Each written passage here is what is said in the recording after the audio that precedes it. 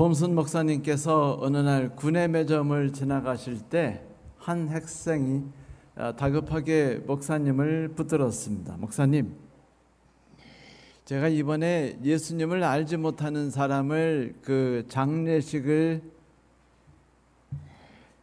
집례하게 됐습니다. 제발 좀 도와주세요. 저 어떻게 해야 될지 모르겠습니다. 걱정이 된다는 이 신학생의 고민을 듣고 목사님께서 시간을 내기로 하셨죠. 30분 뒤에 목사님 사무실에서 그 학생과 목사님이 만났습니다. 이제 목사님이 이제 말씀하셨죠. 알잖아요. 예수 안 믿다가 돌아가신 분에게 을 위한 장례식 집전한다는 게 쉬운 일이 아니에요. 그래서 어렵다는 거 저도 알죠. 저도 구원받지 못한 분들의 장례식을 여러 번 집례했습니다. 그런데 어느 분 장례식이세요? 그러니까 제 삼촌입니다. 그래, 시간이 얼마나 남았습니까? 장례식이 언제죠? 그러니까 학생이 대답이 뜬금없이 나오는데 참 황당했어요. 모르겠는데요. 아직 장례가 제대로 준비되지 않았나 보다. 그래서 일정이 안 잡혔나 보다 생각하시고서는 그러면 이틀 안에는 장례가 치러지겠죠? 라고 말했더니 아니요, 뭐 꼭 그렇지는 않습니다 라고 말하는 거예요. 점점 기이해졌습니다. 이거 장례식 치르기 전에 이 친구가 먼저 죽겠구나, 저렇게 힘들어하는 거 보니까 라고 생각한 다음에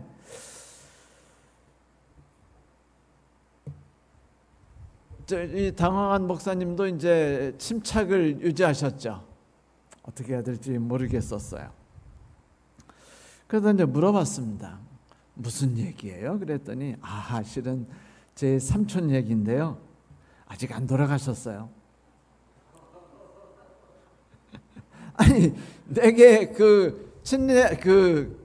구원받지 못한 분 장례식이라고 말씀하지 않으셨어요? 네, 지금까지 구원받지 못했고 그리고 앞으로도 구원 못 받을 것 같습니다. 근데 그분이 이번에 폐기종에 걸리셔가지고 몸이 급격히 쇠약해지셔서 곧 돌아가실 것 같습니다. 그 말을 들은 이 목사님, 믿지 않는 자를 위한 장례식 집례를 도와주는 것보다 뭔가 다른 일을 할 수 있지 않을까라는 생각을 했어요. 그래서 그 신학생에게 이렇게 말했죠. 내게 그거보다 좀 더 좋은 아이디어가 있는데요. 그게 뭡니까?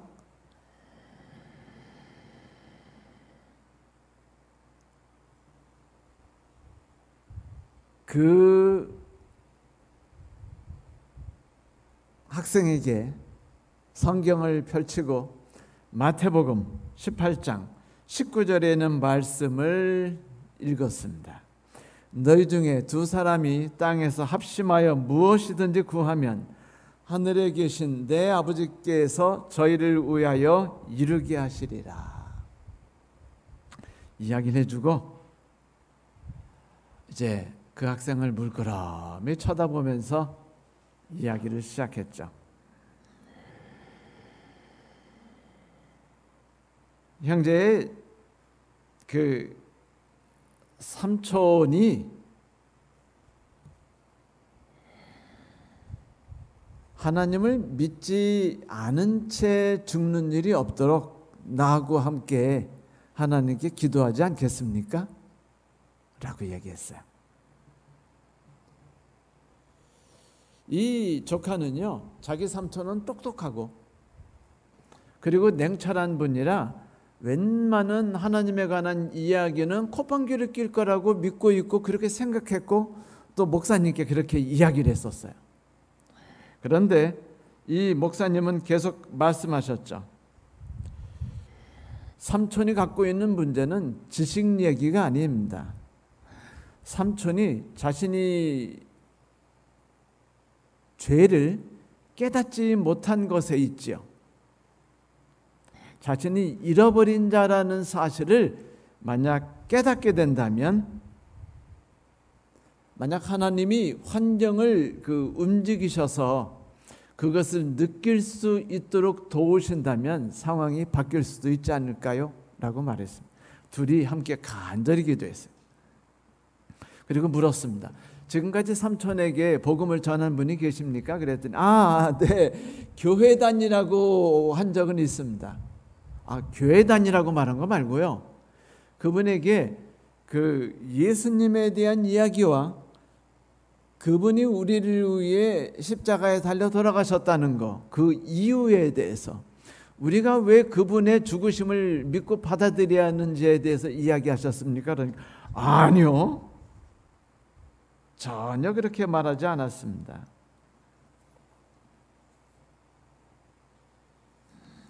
그 목사님께서 그 학생에게 하나님을 대면할 수 있는 기회를 그 삼촌에게 드리면 어떻겠냐고 이제 제안했죠. 삼촌이 말했어요. 그 조카가 말하기를 솔직히 우리 삼촌이 제 말을 들을지 자신이 서지 않아요. 그러자 이 목사님이 살짝 뿔따구가 나셨어요. 그래서 이제 이렇게 말씀하셨어요. 그건 삼촌이 내릴 결정이지 그 형제가 내릴 판단은 아니지 않습니까? 일단 그분이 어떤 결정을 내릴지 모르지만 그분에게 기회는 드려봅시다 라고 말했어요. 그리고 이제 몇 주가 지났어요. 이 학생이 길을 가다가 이 톰슨 목사님을 만나게 되었습니다. 학생이 얼굴이 환해지더니 목사님 앞으로 달려갔어요. 그리고 말했죠. 목사님, 우리 삼촌이 예수님을 영접하셨어요. 제가 태어나서 난생 처음으로 누군가에게 복음을 전해봤는데 우리 삼촌이 글쎄 받아들이지 않으셨습니까? 근데 그분이 저에게 뭐라고 말씀하셨는지 아세요? 그래, 뭐라고 말씀하셨는데요? 나는 그 교회를 다니는 사람들이 하는 이야기를 통 알아들을 수가 없었단다. 그들이 뭐 예수님에 대해서 이야기한 것도 아니고 내게 구원이 필요하다는 것에 대해서 말해준 사람도 한 사람도 없어. 그런데 내가 좀 자존심이 세지 않니? 그래서 차마 거기에 대해서 물어볼 수 없어서 안 물어보다가 지금까지 오게 되었단다 라고 얘기했죠.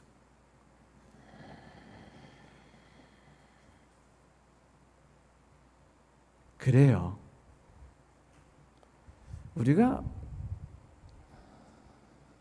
하나님에 관해서 하나님의 사랑이 그분에게 흘러갈 수 있도록 하기 위해서 그분에게 필요한 그 필요를 우리가 채우기 위해서 하나님께 기도하죠.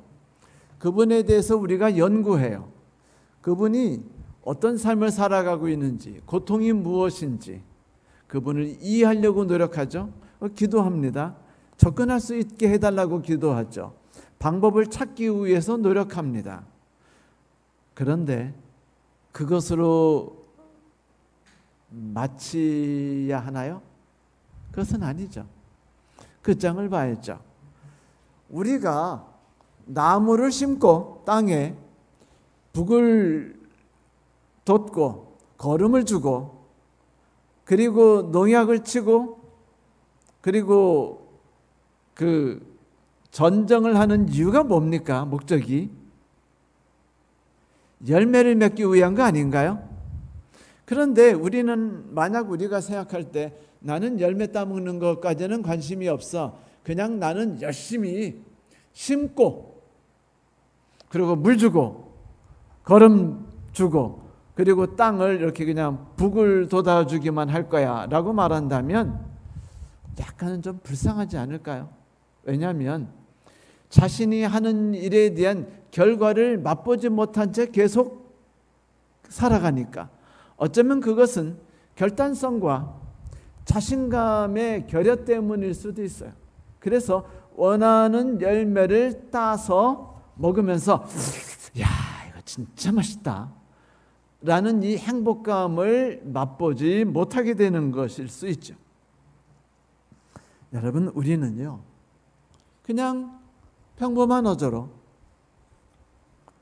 만약 그 사람에게 그 열매를 맺을 때가 되었다고 생각된다면 정말로 평이한 어조로 그 사람에 대해서 그 사람에게 이야기를 나눌 필요가 있어요. 마치 어제 저녁에 본 드라마처럼 어떤 정말로 무심하게 보이는 시크한 남자가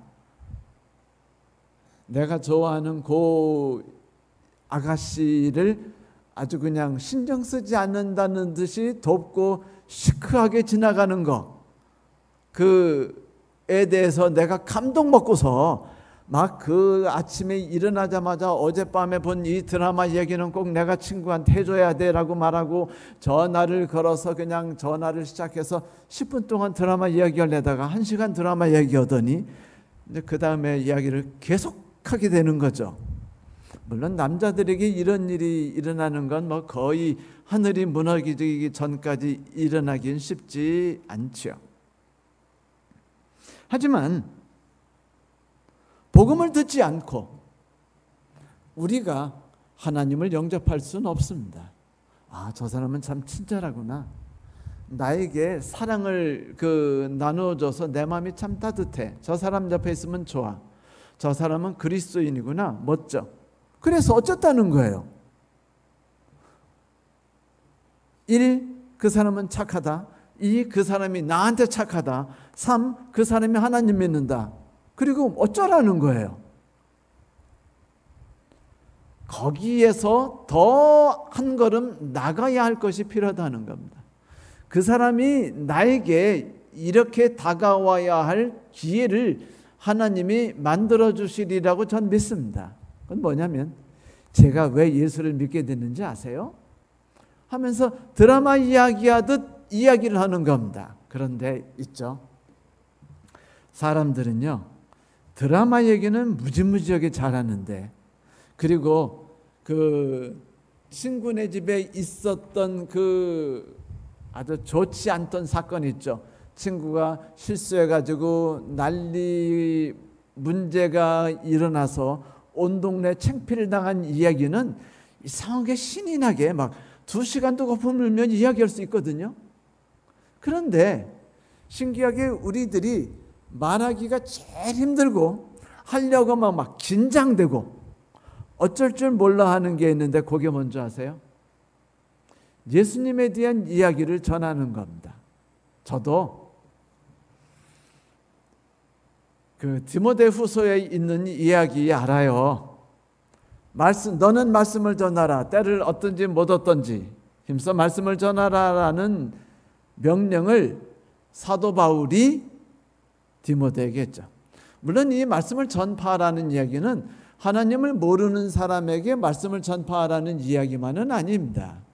그것은 내가 경험한 하나님, 성경 속에서 내가 맛본 하나님을 성도들에게 전하라는 것도 너는 말씀을 전파하라는 이 말씀 속에 들어있어요.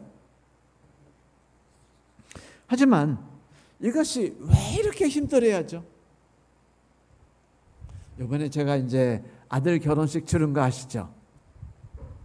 그때 어떤 분들이 제게 후일담, 소감을 이야기해 줬는데 뭐랬냐면, 목사님이 너무 긴장하시니까 줄에 서시면서 아들 줄에 서시면 너무 긴장하시다 보니까 자기들이 막 힘을 주느라고 막 손이 막 굳어버렸다고 하는 이야기를 해주셨어요. 네, 긴장되죠. 긴장 안 될 수가 있습니까? 저 태어나서 지금까지 결혼주례 엄청 많이 했거든요. 그래도 저 딴 건 몰라도 결혼주례만큼은 인정 좀 받았어요.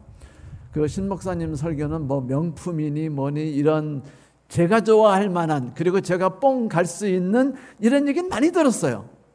그래서 제가 아들에게도 이렇게 얘기했어요. 네 내 주례 받는 거 고마워해야 돼. 꼭 내 주례 받아야 돼. 아빠 주례는 명품이거든. 이런 되지도 않는 그 허접한 이야기를 막 열심히 거품을 물며 이야기했는데, 정작 그날 원고를 읽는데 읽다 보니까 어딘지를 몰라가지고 앞을 읽다 뒤를 읽고 또 다시 앞으로 넘어가고 하는 짓을 저질러 버렸어요.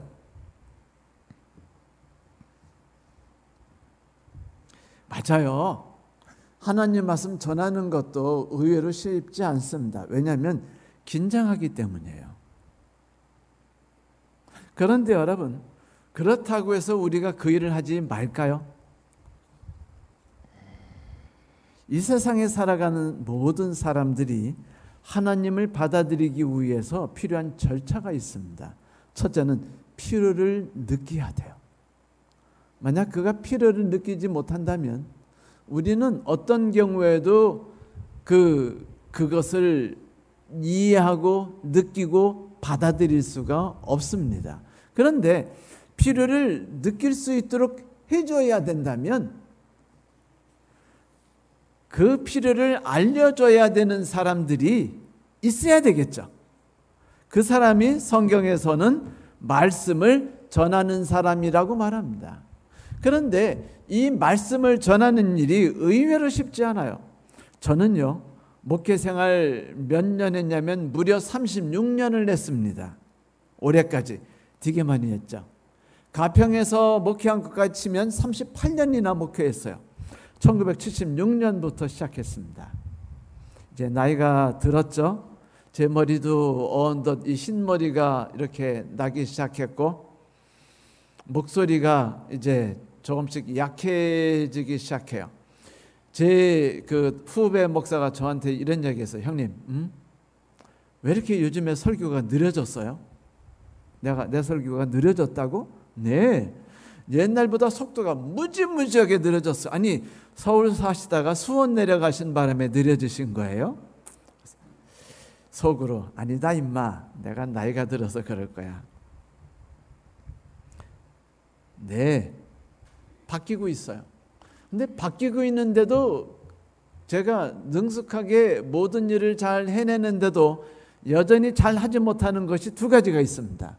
첫째는 순서지 만들 때 계속 실수하는 거. 오늘도 보면은 순서지 실수한 게 2개나 나오죠? 네, 맞습니다. 첫째, 제 휴가 날짜가 틀리게 써져 있고, 두 번째, 김종년 목사님이 2주 연속, 그리고 우리 강장로님이 2주 연속 설교하시도록 제가 순서지를 기록했더군요. 네, 잘못된 기록입니다. 그럴 수가 없죠. 그렇다면 제가 저지르는 두 번째 약점이 뭘까요? 성경교리 외우는 겁니다. 그럼 여러분이 이게 무슨 얘기야? 목사님 설교도 잘하시고 성경도 잘하시는데 왜 교리를 모르시지? 네, 저 교리 몰라요. 저 안식일에 관해서 성경절 쓰라고 그러고 침례에 대해 성경절 쓰라고 그러고 부활에 대해 성경절 쓰라면 5개도 쓸 자신이 없습니다. 솔직히 고백하면. 그러니까 제가 제일 힘든 게 뭘까요?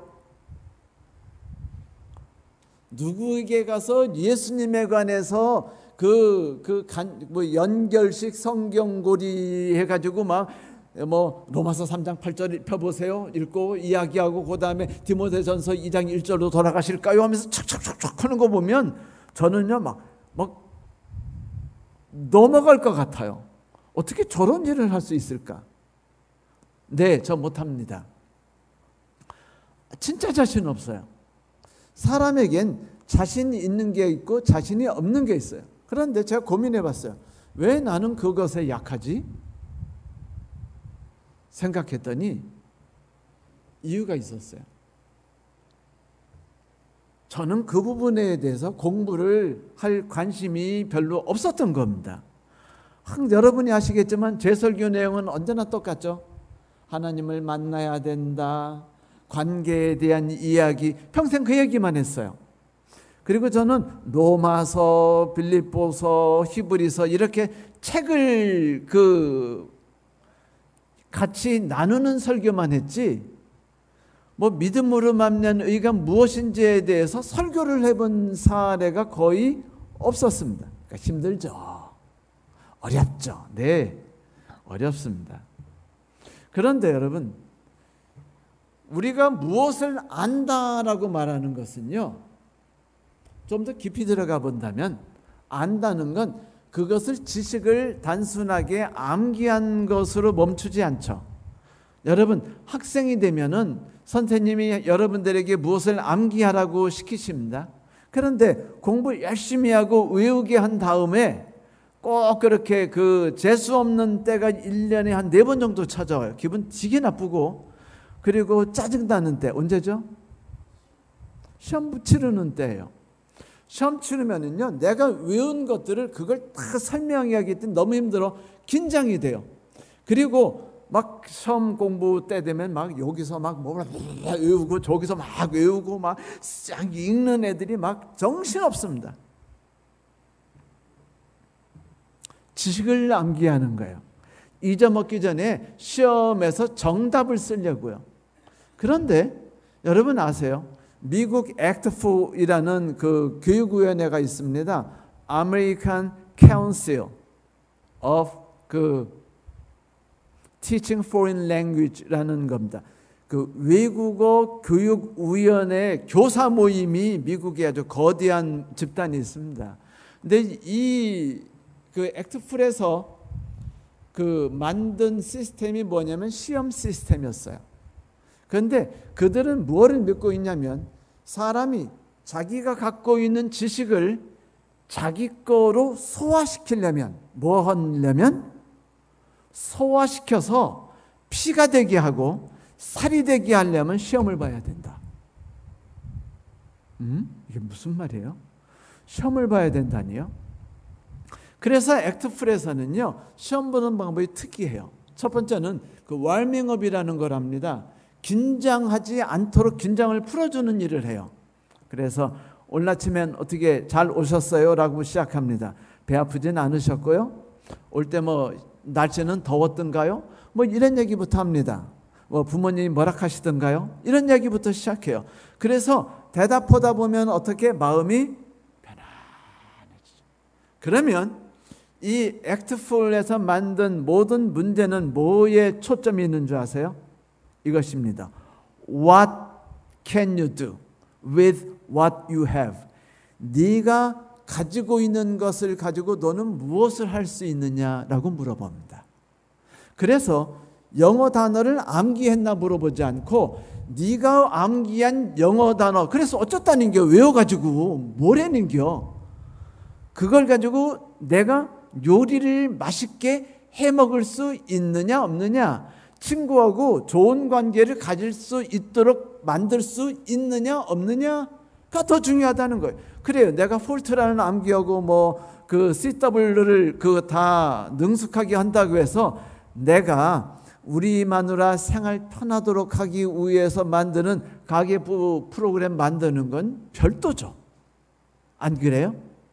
똑같아요. 우리가 하나님에 대해서 교리를 암기하고 하나님에 대한 지식을 암기하는 게 뭐가 쓸모 있습니까? 만약 내가 암기한 지식이 나의 삶에서 그래요, 내가 그랬어, 그것이 나에게 감동을 줬고 나의 삶을 움직였고 나의 가슴을 뜨겁게 만들었고 나로 하여금 무엇에 달려가게 하고 너그럽게 이해할 수 있게 만들었고 용서하게 만들고, 그리고 그 사람들에게 내가 먼저 접근해야지라고 만들고 원수를 사랑할 수 있게 만들지 못했다면, 내가 헌금 내고 내가 교회 다니고 내가 성경을 15번 읽고 그리고 성경을 필사하는 일이 다 무슨 쓸모가 있습니까? 쓸모가 없는 건 아니죠. 그냥 과장법이니까 대충 이해하고 넘어가 주세요. 무슨 쓸모가 있나요? 우리는 이런 것을요, 크리스티애니티라고 말하지 않고 철치애니티라고 말합니다. 교회주의. 기독교인주의가 아니라 교회주의인 거예요. 네가 성경을 얼마나 읽었느냐, 기도회는 얼마나 참석했느냐, 그리고 예배는 얼마나 드리느냐, 그게 의미가 있으려면 내가 예수를 만났고 예수를 의지하고 그리고 사망의 음침한 골짜기를 지나갈 때 그걸 보고 우울해하거나 낙담하고 절망하는 것이 아니라 이 길을 이끌고 가시는 목자를 신뢰하면서 그를 따라가면서 먼 날에 내게 있을 멋진 것을 기대하는 것, 이게 멋있는 거 아닌가요? 이것을 우리는 신앙이라고 말합니다. 결국은 얼마나 성경절을 암기했느냐가 아니라 내가 예수 그리스도를 진정으로 만났으며 그 맛을 보았느냐가 중요하다는 것이죠. 그 대통령 취임하면은 그 가장 많이 가수들이 부르는 노래가 있는데 그게 뭐냐면 그 When you walk through the storm 이렇게 나오는 노래가 있죠. 그 노래 아세요? 타라랄라랄라라리리리리린 구름이 있고 먹구름이 있고 폭풍우가 닥치더라도 염려하지 말고 고개를 고추 세우고 전진해 나가라. 이건 너머에 광활한 대지와 밝은 햇빛이 그대를 기다리고 있을 것이다. 그런 걸 경험했어요. 그래서 이 길을 지나갈 때 낙담하거나 좌절하지 않습니다. 왜냐하면 그 너머를 볼 수 있는 미래안을 갖고 있고 희망이 무엇인지를 경험해 봤기 때문이죠. 그리고 기다린다는 것, 기다리는 자로서 살아가는 자의 삶의 매력과 맛을 알기 때문입니다. 우리는 이것을 공부와 시험 시스템이라고 말하는 거예요. 공부하면 시험을 통해서 내가 익힌 것을 내 것으로 내재화시키는 것이죠. 그것이 맛이 무엇인지 느끼고 만들었을 때 느끼는 행복감이 무엇인지를 느끼는 것입니다. 내가 요리학교 가가지고 그 생케이크와 몇 가지를 이용해가지고 맛있는 그 페이스트리를 만드는 법을 배웠다 합시다.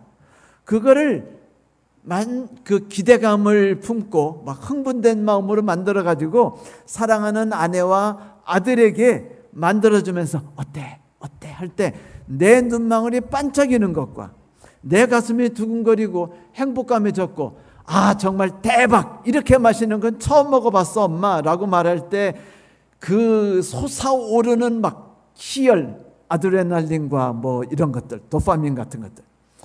여러분 이런 것은요 지식이 아닙니다. 지식을 내재화시켰을 때 경험하는 것이에요. 하나님은 지식으로 암기되는 대상이 아니죠. 그분은 만나야 하는 분이며 느껴야 하는 분입니다. 내가 죄악 가운데 고통받고 있다는 사실도 모르는 채 살 때 왜 이렇게 내 인생은 고되고 왜 이렇게 힘든가라고 말할 때 기쁨은 고통과 슬픔 가운데서 싹 트는 유일한 존재지라고 누군가 말해주고 내가 그걸 경험했고 깨닫게 됐을 때 어떤 고통과 난관과 역경 속에서 기쁨을 뽑아낼 수 있는 능력을 갖게 되는 것, 이것이 그리스도인이라 이것입니다. 시험은 그거를 내 거로 만들게 해주는 거예요. 그렇다면 제가 뭘 얘기하려고 할까요? 이것을 전하는 문제죠. 전하는 건 여전히 어렵죠. 그렇죠? 제가 대학원 다닐 때 제가 공부를 쫓게 했어요. 아주 대단하게 잘했다고 말씀은 못 드리겠습니다. 그렇다고 잘못한 건 아니에요. 그래도 뭐 장학금도 쫓게 받았고 그랬으니까 공부 잘한다는 소리 들었고 교수하라는 소리까지도 들었으니까 공부는 좀 했던 것 같아요. 근데 제가 공부를 왜 잘했는지에 대해서 제가 가끔 이야기해 줍니다. 사람들에게. 머리가 좋아서? 아니에요. 암기력에 대해서는요, 우리 집 사람이 저보다 한 열 몇 배 뛰어나요. 둘이 똑같이 잠언을 암기했는데 시험 봤는데 저는 몇 개 틀리고 우리 집 사람은 다 맞췄거든요. 그러니까 암기력은 제가 떨어지는 거 분명합니다. 그런데 저는 시험을 잘 쳐요. 왜 잘 치는 줄 아세요? 시험 보는 날 1시간 전부터 제 친구들에게 이야기를 해줍니다. 자, 주목! 자, 오늘 이 교수님 거 이 수업 말이야 하면서 제가 브리핑을 쫙 해줘요. 이거는 이렇고 저건 저렇고 나는 이 문제는 이렇게 생각한다 라면서 쫙 이야기해줘요. 여러분 이야기해 주다 보면 어떤 일이 생기는 줄 아세요? 내가 암기했던 지식이 내 거가 되기 시작합니다. 천천히 내 거가 되기 시작해요. 이것을 우리는요 순환이라고 말합니다. 내가 얻은 지식이 내재화되는 것, 그것은 시험을 통해서 만들어지기도 하지만 어떨 때는 내가 누군가에게 그거를 설명함을 통해서 얻은 지식이 나에게서 소화되는 과정을 얻을 수 있기 때문이에요. 제가 어제 말씀드리지 않았습니까? 소가 그놈의 풀떼기를 죽으라고 씹어먹는다고 해서 자기께 되는 게 아니에요. 되새김질을 하지 않는 이상 어떤 경우도 풀은 풀떼기일 뿐입니다. 맛대가리 하나도 없고 진짜 씹어먹기 고통스러운 풀일 뿐이죠. 그러나 되새김질을 하는 순간에 그것이 혈액으로 가고 심장으로 가며 근육으로 가가지고 해봤자 별로 보이지도 않지만 뭔가가 되는 거죠. 이 단계에서 한 가지가 막히면 다른 것도 막히게 돼 있어요. 여러분, 암기한 것이 암기로 끝난다면 그거는요 그냥 쓰레기예요. 예수에 대해서 암기한 지식들이 우리에게 쓰레기가 된다면 쓰레기는요 있으면 항상 해만 돼요. 첫째, 집안에 냄새 풍기죠. 두 번째, 집안에 공간 뺏어가지고 필요한 무언가를 넣는데 불편하죠. 하등 도움되는 게 없어요. 여러분, 자기 것이 되지 않은 암기한 건 그냥 다 내버리세요. 내버리기 싫거든 내 거로 만드십시오. 그러면 하나님 말씀을 왜 전하는가? 복음을 들고 왜 대면하러 나가는가?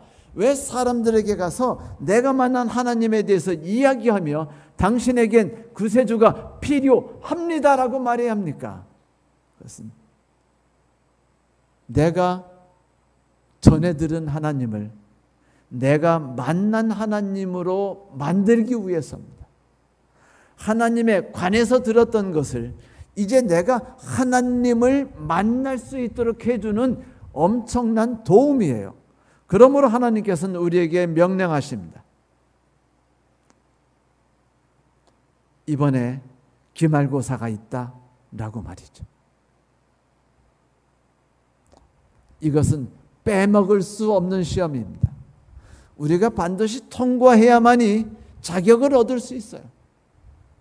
성도 여러분, 말씀을 전하세요. 여러분 아들에게, 여러분의 딸에게, 여러분의 남편에게 사랑만 전하고 희생만 나누지 말고 어느 날 하나님께 기도한 다음에 끝없이 기도한 다음에 어느 날 기회가 닿거든 말씀하세요. 여러분이 만난 예수님에 대해서 왜 예수님이 나에게 그렇게 중요했는지, 너에게 왜 예수님이 필요한지를 이야기하는 일이 우리에게 꼭 필요합니다. 뭐 이런 얘기해도 두려운 건 두려운 거예요. 안 그렇습니까? 제가 이런 얘기한다고 해서 제가 낯선 사람에게 가서 예수 믿으라고 할 수 있을 것 같아요? 저는 기차에 앉아가지고 한 번도 옆에 분에게 예수님을 전해본 사례가 없습니다. 부끄럽게. 그러면 하지만 여러분, 제가 여러분보다 복 받은 게 뭔지 아세요? 저는 기회라도 받았어요. 어떻게 받았냐? 설교단에서 제가 알고 있는 하나님을 제가 만나는 하나님으로 바꾸기 위해서 전 여러분들에게 그 이야기를 해줄 수 있는 기회를 얻었어요. 그러니까 저는 기차에서 옆에 분을 볼 때 안 보고 지나갈 수는 있지만 대신 이곳에서 여러분에게 말씀을 전할 수는 있어요. 여러분은 어떻습니까? 그 일은 꼭 필요하고 여러분이 그 일을 해야 된다면, 그런데 여전히 두렵다면 답은 하나입니다. 기도하세요. 하나님께 맡기십시오. 제가 짤막한 이야기 하나 드리고 그리고 성경 말씀 하나 읽으면서 말씀을 정리하고자 합니다.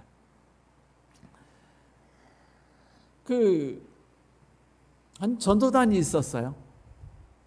톰슨 목사님께서 이제 전도단을 끌고 캘리포니아 주의 특정한 지역을 완전 휩쓸기로 해서 신학생들을 쫙 끌고, 그리고 신학생만이 아니라 그 평상시 그 직장을 다니시다가 활동하시다가 그 다음에 시간 빼서 전도하시는 분들을 이렇게 모아가지고 팀을 전도단을 만들어서 지역 나간 것이에요.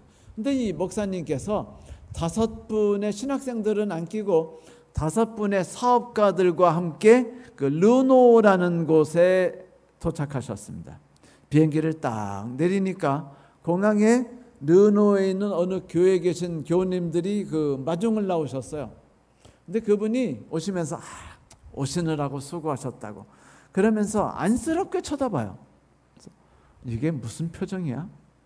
라고 봤더니 차에 타자마자 하시는 말씀이 목사님 그리고 그 전도단 여러분께 참 이런 말씀 드려 죄송하지만 우리 르노 지방이 바이블 벨트 지역이 아닙니다.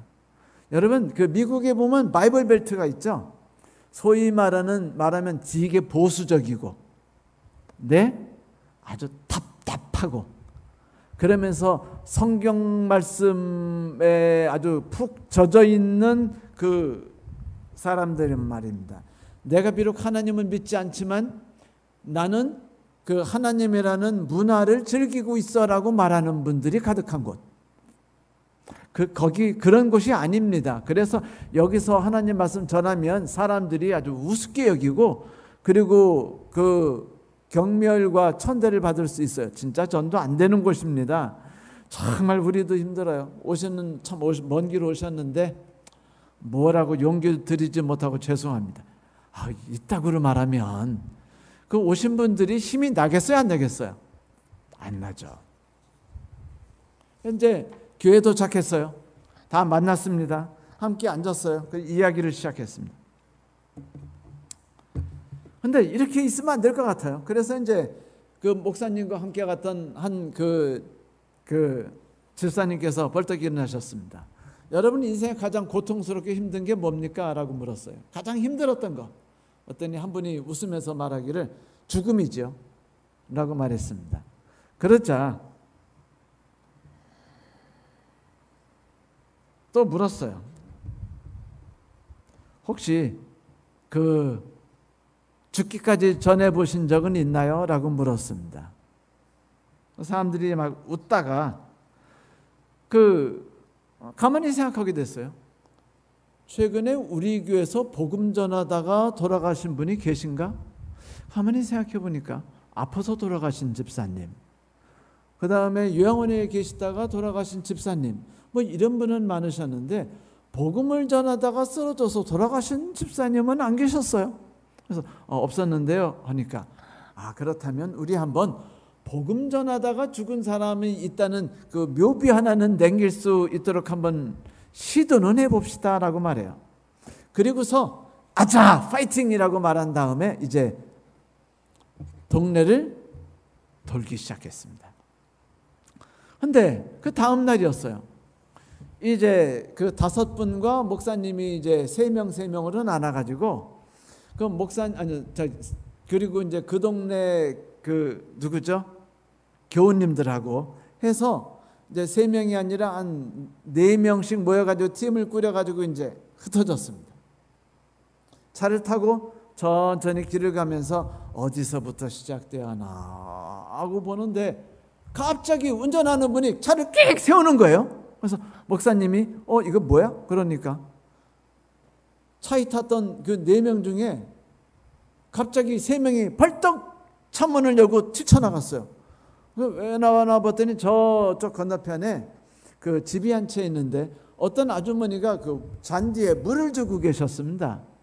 그걸 보고서 저러면 안 되는데 이분이 전도법을 가르쳤거든요. 근데 낯선 여인이 혼자 있는 곳은 절대로 전도하러 들어가면 안 된다. 법적 고소당할 수 있고 문제가 클 수 있다라고 가르쳐줬거든요. 그런데 그 아주머니에게 가니 막 긴장이 됐어요. 저러면 안 되는데. 그런데 그 아주머니께 이 장정이 막 두벅두벅 가니까 어떻게 됐을까요? 이분이 물을 주다가 쳐다봤어요. 그러더니 좀 이따 이렇게 목사님이 막 보면서 막 긴장돼 기도하시는데 주시던 이거 물 뿌리개를 놓았습니다. 같이 이야기해요. 그러더니 아주머님이 집 안으로 들어가시면서 고개를 돌리셔요.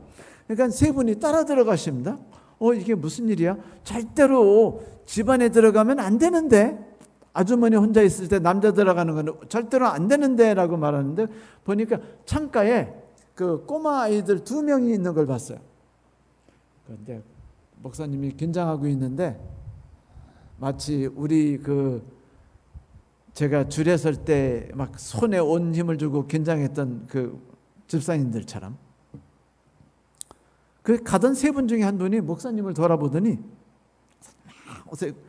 그래가지고 목사님 여기서 버틸 수 있어요, 없어요? 없죠. 그래서 에라 모르겠다, 하나님이 알아서 하시겠죠. 들어갔어요. 들어가가지고 함께 이야기를 나눴습니다. 그때 이 아주머니가 그랬어요. 사실은 내가 요즘에 남편하고 별거 중입니다. 아주 진짜 인생 진짜 꼬여가지고 그딴 남자를 만나가지고 내 인생이 완전히 망가졌죠. 근데 이놈의 남자가 그 집을 뛰쳐나갔습니다. 그래서 이 아이들은 요즘에 막 화를 내고 나도 무엇을 어떻게 해야 될지 모르고 마음은 가라앉고 정말 답답해서 조금 아까 내가 잔디밭에서 물을 주면서 이렇게 속으로 외쳤죠. 하나님 만약 계시다면 지금 나 좀 도와주세요. 그때 당신들이 내게로 다가왔습니다. 그리고 하나님에 대한 이야기를 해주셨죠. 목사님 마음에 위로가 됐어요. 그리고 이제 그들이 예수님에 대해서, 하나님이 우리에게 얼마나 필요한 존재인지에 대해서 이야기를 시작했습니다. 그리고 그날 밤에 이 아주머니가 그 아이 둘하고 교회 나오셨어요. 그런데 이 네 분이 아주머니를 만나는 그 시간에 다른 한 팀이 그 집집이 가다가 가게를 들어가서 식료품 가게.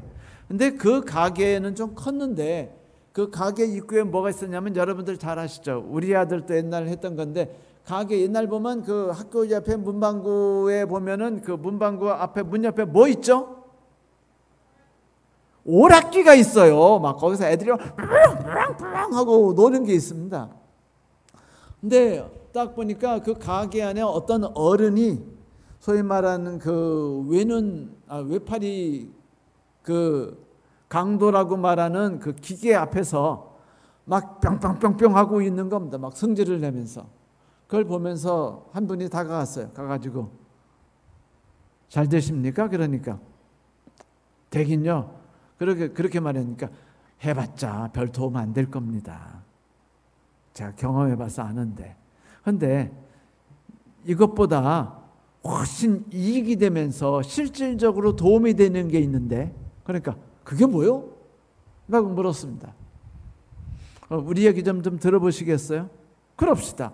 이 사람이 뭐 뿅뿅 해봤자 되는 일도 없고, 지금 마누라가 뭐 잔소리 한다고 집은 뛰쳐나갔고, 뭐 인생이 풀리는 것도 없고 괴로워 죽겠었는데, 그래서 뿅뿅 하다가 혹시 거기서 뭐 좋은 일에도 대박 맞을까 하고 안 되니 이제 그러더니 이 사람들 만나서 밖으로 나갔어요.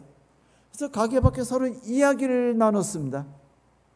그리고 그날 밤 저녁 전도회 때 목사님께서 말씀을 전하신 다음에 그 초청을 했어요. 사람들에게 하나님이 어떤 분인지를 느끼게 되었고, 그분이 내 삶에 정말 필요하다고 느꼈다면 앞으로 나오시라. 자, 복도 이쪽에서 그 아주머니가 걸어 나오셨습니다.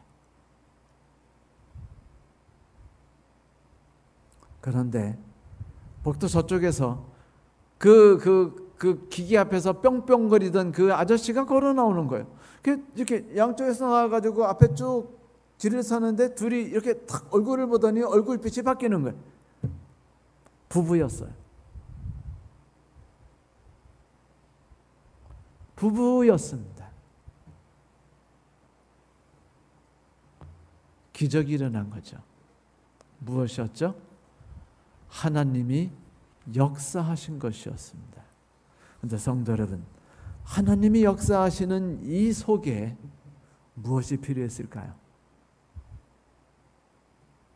내가 알고 있는 하나님을 누구에겐가 어제 본 드라마 이야기하듯이 내가 어제 그 남편한테 그 이쁜 음식 만들어줬다고 남편이 감동받아가지고 뽀뽀만 해줬을 뿐 아니라 샤넬 가방 사준 이야기, 막 친구한테 전화 다 걸어가지고 신나게 이야기를 거품 물고 하는 것처럼, 그렇게 예수님에 대해서 내가 만난 경험들을 이야기해주는 일이 반드시 필요하다는 거예요.